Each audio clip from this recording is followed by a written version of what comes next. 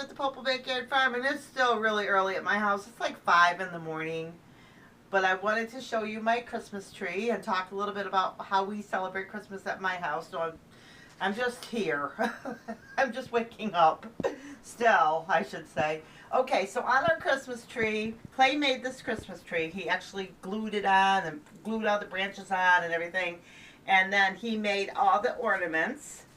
And he made the Christmas tree. Mr. Kitty's just jumped up here. He made the Christmas tree when we were dating. And the first year that we, knew each other. And then last year he made all the ornaments, which are really nice because the cat can't get on them. And so most of the ornaments on here are Clay made. I like everything homemade.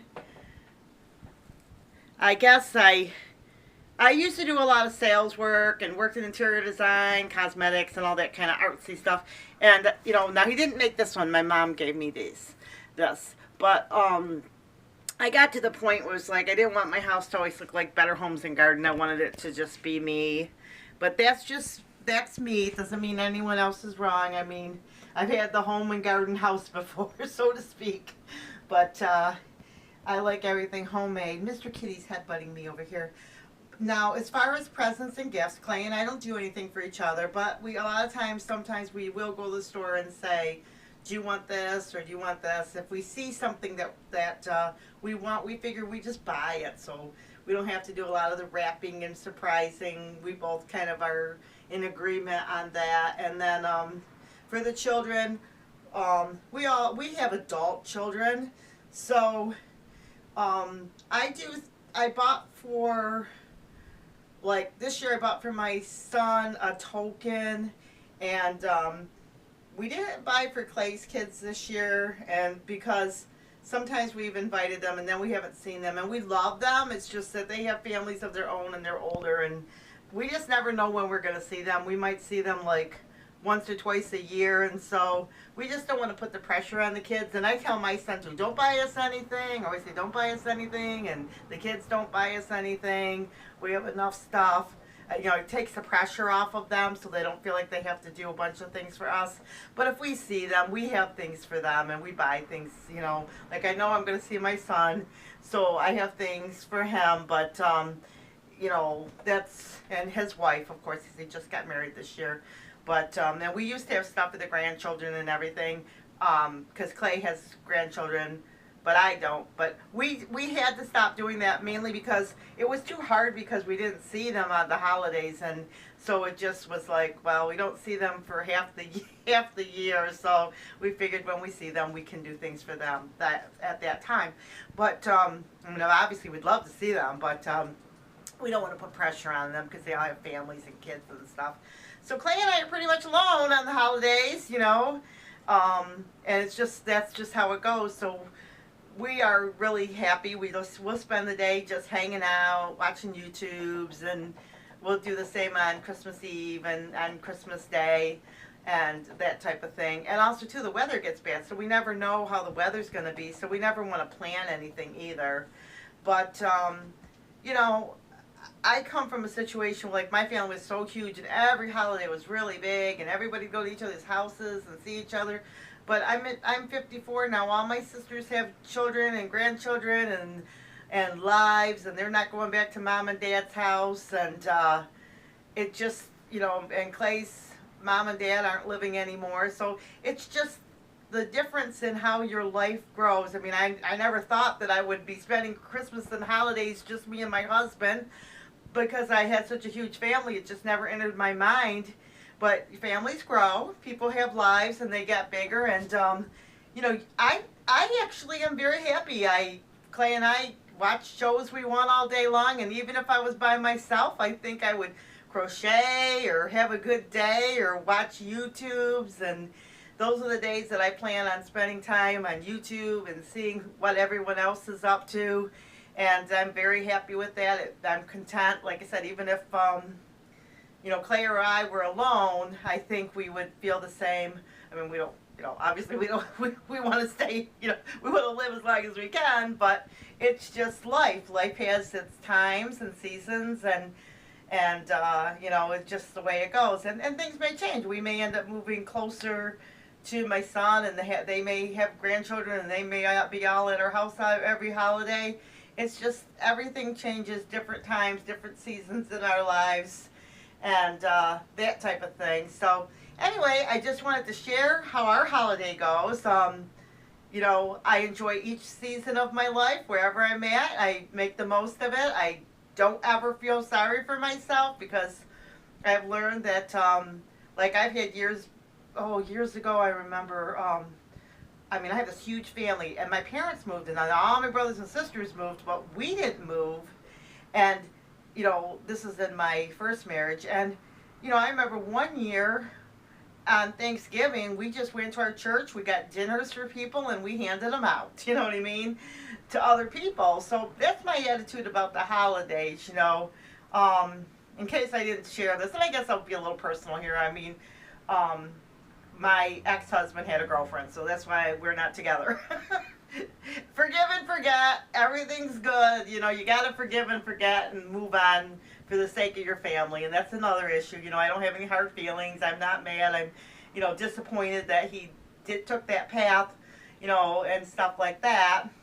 And like everything else, they never end up with the girl that they run around with, so I'm not mad at the new wife, she never did nothing to me, you know, they, you know, as far as I know, that, I don't know, I don't know what happened there, but all I'm saying is, that wasn't the initial person that broke us up, so, I know.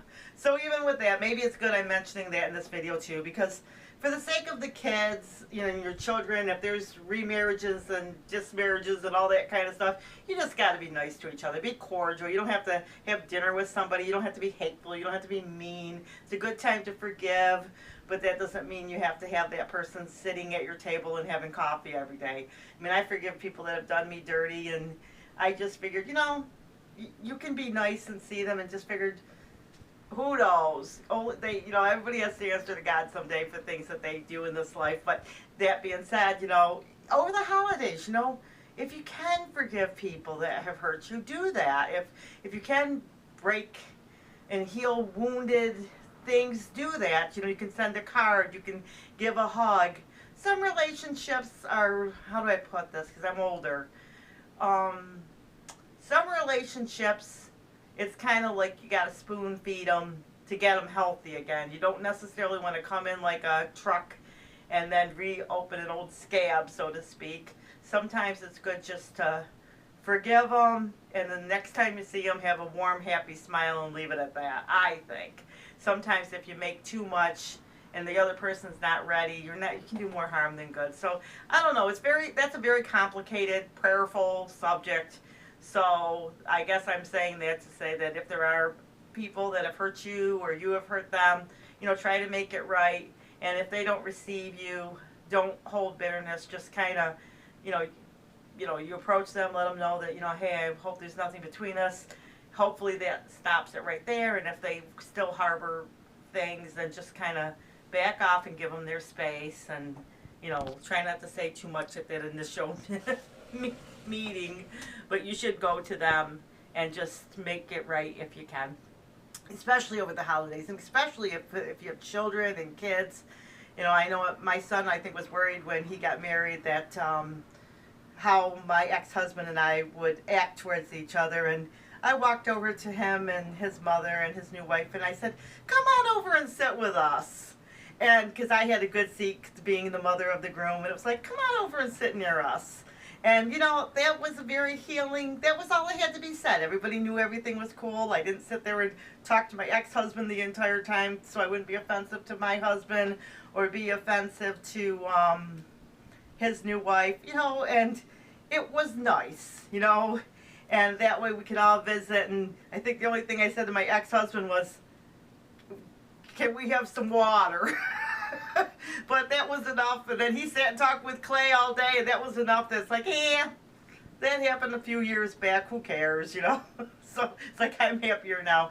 I mean, so I wanted to just encourage you guys over the holidays, things that can happen, situations, what goes on at our house, what happens as you get older, the attitude that you should have. You know, the attitude is be joyful. If you are alone, get on YouTube, Periscope, Snapchat, Facebook, and encourage other people that are alone. And you know, and just enjoy the day. And if you see somebody out there, just give them a hug. And, you know, that's what you do. I know my mother sometimes, because of the distance and the snow, sometimes we just chat on the phone all day through the holidays because we just never know what the weather's going to predict. So, anyway, a little lengthy here, but a little holiday cheer. I hope they don't want to be cheerful, but I think that might be cheerful for everyone because everybody's going to come into the holidays a little different. Some people are going to be like, oh, my family's driving me so crazy, I can't stand it. And then other people are going to be like, I wish somebody was with me. You know, but don't feel sorry for yourself. Enjoy the season you're in. And like I always say to my husband, I never want to live with my son if I can help it. I want to watch my TV shows, do my thing. I don't want to be bound by what someone else wants me to do. So, you know, enjoy and be thankful. Think of all the things you could be thankful for. So anyway, we will see you in the next video. And that is my Christmas thoughts. And God bless and take care. Bye-bye.